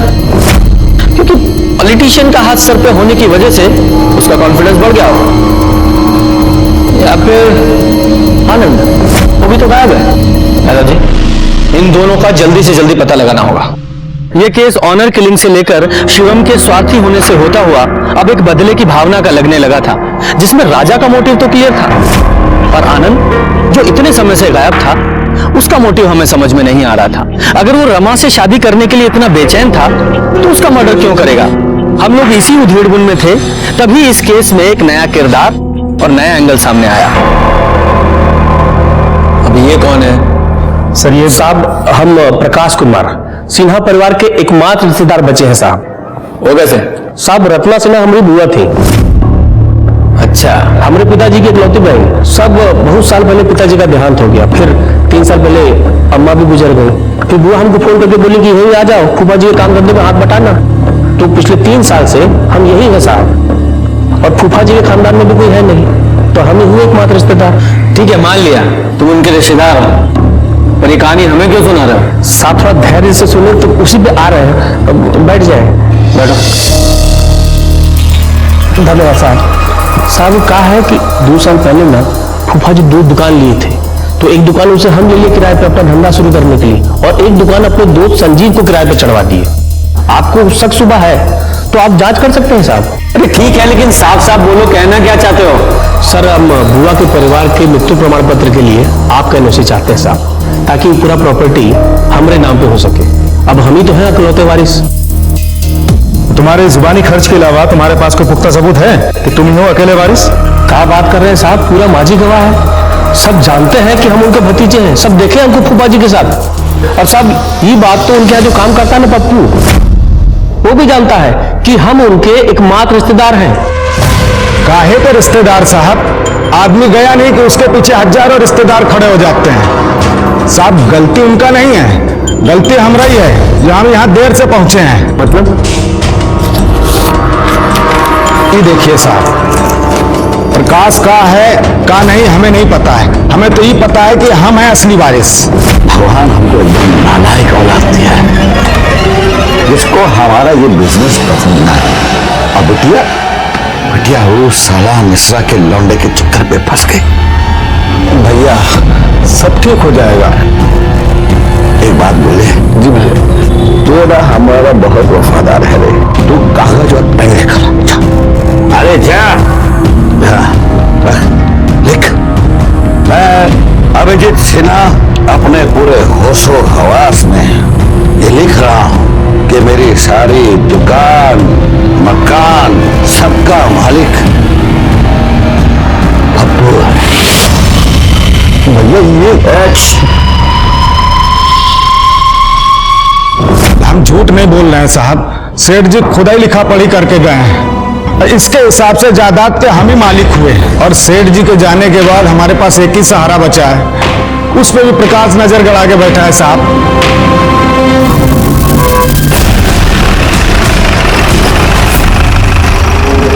सेठ जी भले आदमी थे साहब, प्रकाश ने दुकान किराए पर दिलाया था। प्रकाश तो तुम्हारा दोस्त है ना, तुम्हें तो पता ही होगा कि वो अभिजीत सिन्हा की प्रॉपर्टी पे क्लेम कर रहा है कि वो उनका अकेला वारिस है, सारी प्रॉपर्टी उसे ही मिलनी चाहिए। क्या हुआ, कुछ प्रॉब्लम है? कुछ कहना है इस बारे में? हेलो, हाँ ठीक है, तुम नजर रखो, हम पहुंचते हैं। सर राजा का पता चल गया।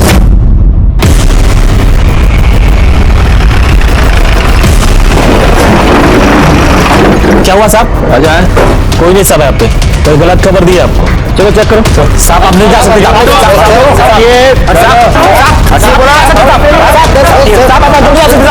क्या हुआ बे? इतना हल्ला मचा रहे हैं साहब? क्या हुआ?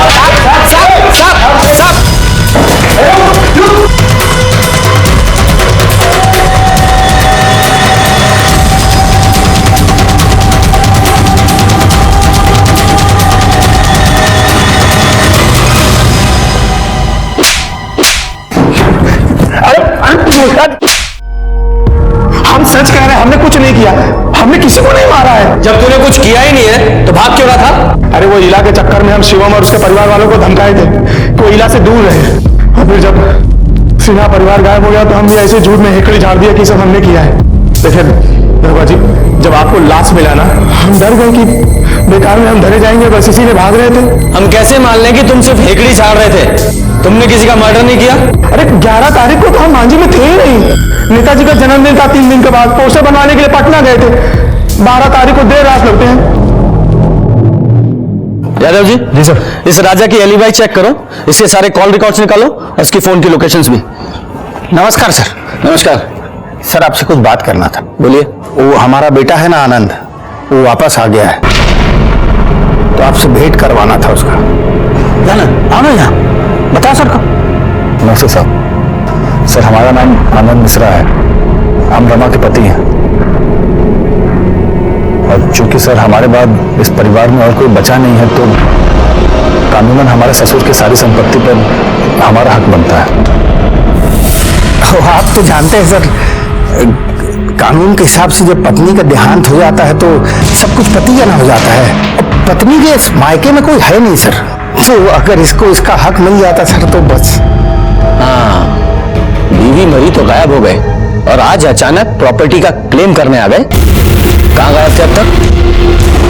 और अपना फोन स्विच ऑफ क्यों किया था? सर, रमा के गुजर जाने के बाद हम किसी से मिलना नहीं चाहते थे और ना ही किसी से बात करना चाहते थे, इसीलिए हमने अपना फोन स्विच ऑफ कर दिया था और बिना किसी को कुछ बताए हम पटना चले गए थे अपने दोस्त के पास। एकदम ऐसा ही बोल रहा है सर, एकदम ऐसा ही बोल रहा है। अब सर इसको इसका हक मिल जाता तो हम। आप लोगों के अलावा 2 और हैं जो अभिजीत सिन्हा की प्रॉपर्टी पे अपना हक जता रहे हैं, प्रकाश और पप्पू, और आप हैं तीसरे। कान खोल के सुन लीजिए, जब तक ये केस सॉल्व नहीं हो जाता किसी को कुछ नहीं मिलने वाला है। और रही बात हक की, तो पहले साबित कीजिए कि शादी हुई भी है या नहीं, वो भी मैरिज सर्टिफिकेट के साथ। जाइए सबूत लेकर आइए, जाइए। नमस्कार। चलो, हक की बात करने आ गए हैं। यादव जी, इससे पहले कि मर्डर केस से ज्यादा प्रॉपर्टी क्लेम का केस बने, हमें इसे जल्दी से जल्दी सॉल्व करना होगा। पता लगा रोज एक वारिस हमारा दिमाग खराब करने आ रहा है। देखो ना क्या जमाना आ गया है, जब पूरा परिवार मरा तो कोई कंधा देने वाला नहीं था, और अब देखो रोज एक नया आदमी हिस्सा मांगने आ रहा है। घोर कलयुग है। सर, हैंडराइटिंग एक्सपर्ट के हिसाब से पप्पू के लेटर पे अभिजीत की ही साइन है। सर, कॉल लोकेशन के मुताबिक राजा 11 जून की सुबह से लेकर 12 जून रात के 11 बजे तक पटना में ही था। सर, जिस तरह के काम राजा करता है उसके लिए कोई बड़ी बात नहीं है कि हमें गुमराह करने के लिए अपने फोन को किसी दूसरे लोकेशन पे छोड़ दें। यादव जी, मुझे नहीं लगता कि राजा को यह सब करने की जरूरत है। समझा नहीं सर? समझाता हूं, ये देखो। ये राजा अगर शिवम को मारता तो तभी मारता जब इसकी बहन इला प्रेग्नेंट थी।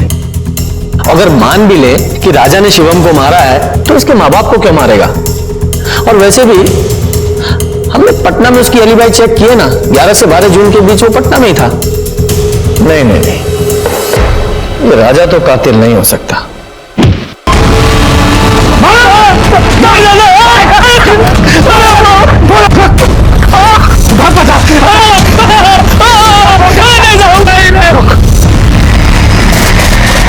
बच गए ना, चुपचाप निकल ले। सिन्हा साहब की प्रॉपर्टी पे सिर्फ हमारे बिटुआ का हक है, क्या समझे? खुशी खुशी मान जाओ, नहीं तो और भी तरीके आते हैं हमको, समझ गए ना? चलो गए।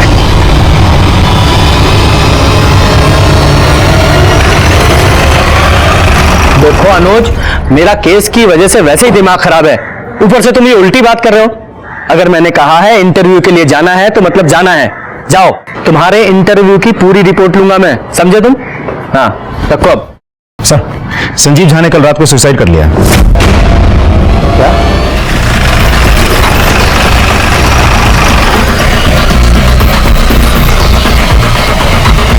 हटिए साइड, हटिए प्लीज, हटिए सर।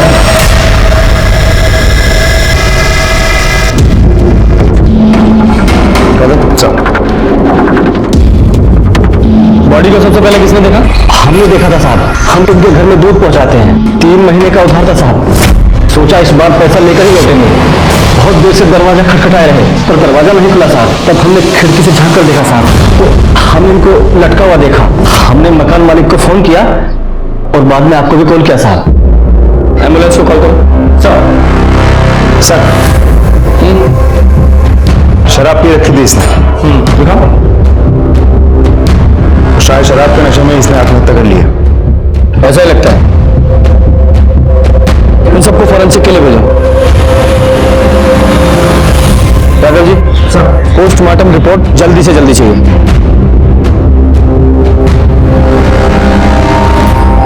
संजीव अरे तुमको क्या कर लिया संजीव?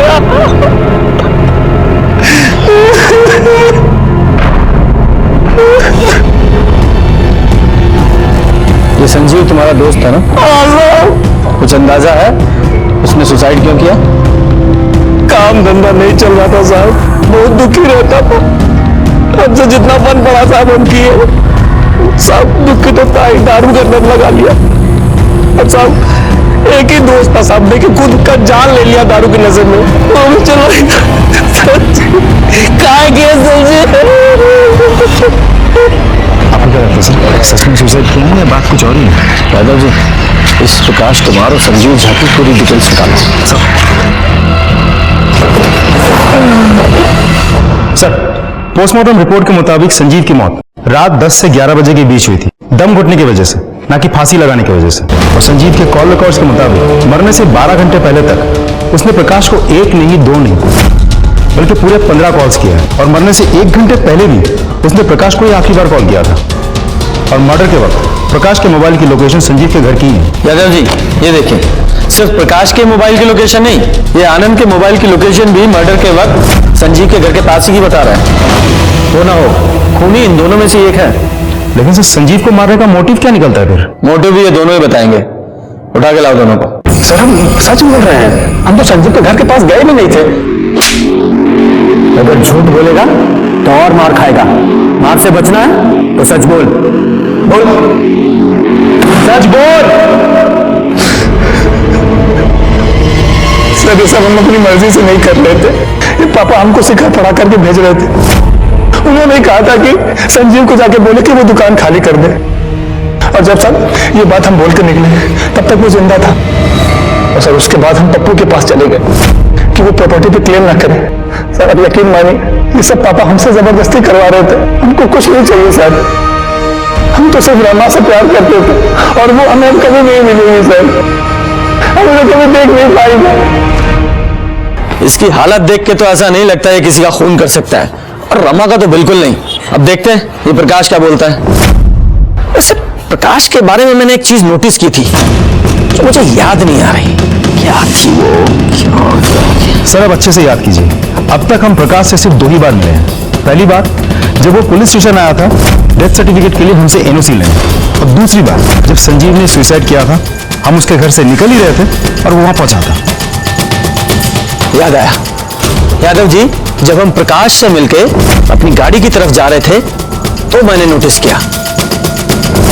सर गोपाल, जिसने शिवम का मोबाइल उठाया था और जिसने स्टिकर और ग्रे कलर की गाड़ी के बारे में हमें कहा था, जो मर्डर के दिन अभिजीत सिन्हा की गाड़ी के साथ पार्क की हुई थी। यादव जी, इस प्रकाश की गाड़ी को फॉरेंसिक के लिए भेजो। अब देखते हैं कौन सी कहानी सुनाता है। काहे फंसा रहे हैं साहब? हमारे दोस्त का मर्डर का इल्जाम हम पे लगा रहे हैं। क्या है, आप लोग को पैसा वैसा चाहिए क्या? तुम्हें फंसाने की जरूरत नहीं है हमें, तुम्हारे खिलाफ बहुत सबूत है हमारे पास। ये रही तुम्हारे फोन कॉल्स की और तुम्हारी फोन लोकेशन की पूरी डिटेल्स। संजीव को मारने से पहले तुमने उससे फोन पे बात की थी ना, फिर अपनी दुकान से उसके घर गए थे ना, वहां आधा घंटा रुके थे, और उसके बाद 8:15 बजे तुम अपने घर गए थे। बोलो, आधा घंटा क्या कर रहे थे वहां? साहब इसमें कौन सा बड़ा बात है साहब? संजीव दोस्त है हमारा, दुखी था, उसका काम धंधा बंद है, सांत्वना देने गए थे। और साहब एक आधा घंटे बाद वापस भी तो आ गए थे। हाँ, कहानी अच्छी है। अब ये भी बता दो, तुम्हारे गाड़ी के पीछे जो ब्लड स्टेन मिले हैं वो किसके हैं? अरे साहब वो तो मुर्गे का खून है साहब। दोस्तों के साथ पार्टी किए थे, 20 किलो मुर्गा कटवाए थे, वही गाड़ी में लेके गए थे साहब। वो मुर्गे का खून नहीं, वो इंसानों का खून है। अभिजीत सिन्हा और रत्ना सिन्हा के ब्लड से मैच करता है वो। सच सच बोलो, वरना यादव जी को बोलेंगे तुम्हारी ऐसी रेल बनाएंगे कि झूठ बोलने लायक नहीं रहोगे। यादव जी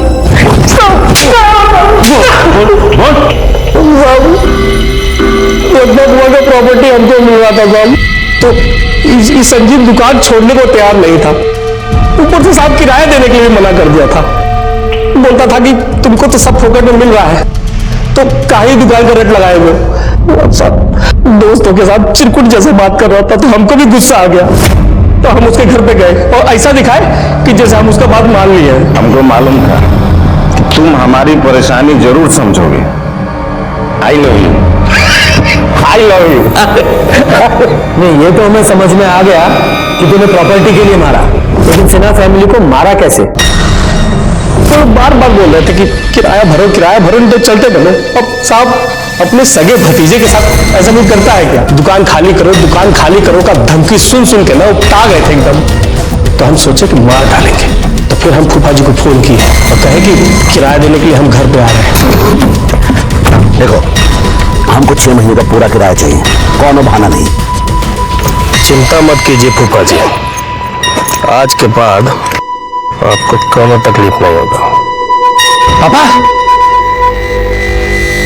क्या बता दो, सबका लाश गाड़ी में डाल के ठिकाने लगाने का प्लान बनाए थे। सबका फोन लिया, स्विच ऑफ किया, लेकिन साहब हमको शिवम का फोन नहीं मिला। तो हमें कुछ समझ में नहीं आ रहा था, तो हम घर चले गए। फिर सोचे कि अगले दिन उन्हीं की गाड़ी से उन्हीं लोगों का लाश ठिकाने लगाएंगे। अगले दिन के घर पहुंचे, उनके गाड़ी की चाबी ढूंढ ही रहे थे, तभी साहब। अम्मा,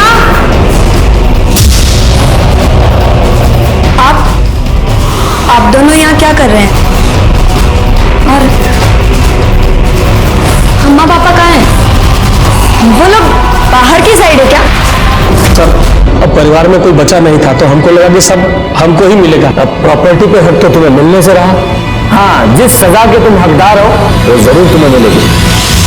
जैसे अच्छे कर्मों का फल देर से ही सही पर मिलता है, उसी तरह जुर्म की और पाप की सजा भी तय है। ये केस शुरू हुआ था एक लड़की के कत्ल से, जो शुरू में ऑनर किलिंग जैसा लग रहा था। शिवम का एंगल सामने आया तो प्रॉपर्टी के स्वार्थ जैसा लगा। राजा का एंगल जब सामने आया तो बदले की भावना से किया गया लगा। और जब सच्चाई सामने आई तो पता चला एक स्वार्थी रिश्तेदार ने प्रॉपर्टी के लालच में अपने ही लोगों के पूरे परिवार को खत्म कर दिया था। इस केस में 1-2 नहीं, पूरे 4 बेगुनाह लोग मारे गए थे। कुल मिलाकर ये जरूर समझ में आया कि जुर्म ने दस्तक दी थी। पहली दस्तक तब मिली जब प्रकाश ने अपने रंग बदलने शुरू किए, और दूसरी दस्तक थी संजीव की एंट्री, जब प्रकाश अपने ही जैसे एक मक्कार को ले आया। सच्चाई ये है कि बुरी संगत में कोई भी अच्छा काम नहीं हो सकता, इसलिए मेरा मानना है जब भी बुरी संगत में पड़ो सतर्क हो जाओ, वरना एक जुर्म की दस्तक हो सकती है। इसी के साथ मैं सीनियर इंस्पेक्टर रंजीत ठाकुर आपसे विदा लेता हूँ। फिर मिलेंगे एक नए केस के साथ, तब तक सतर्क रहिए और देखते रहिए क्राइम पेट्रोल दस्तक। मकसद बताना नहीं, बचाना है। जय हिंद। इस तरह के और भी एपिसोड देखने के लिए हमारे चैनल को सब्सक्राइब करें और बेल आइकन दबाना ना भूलें।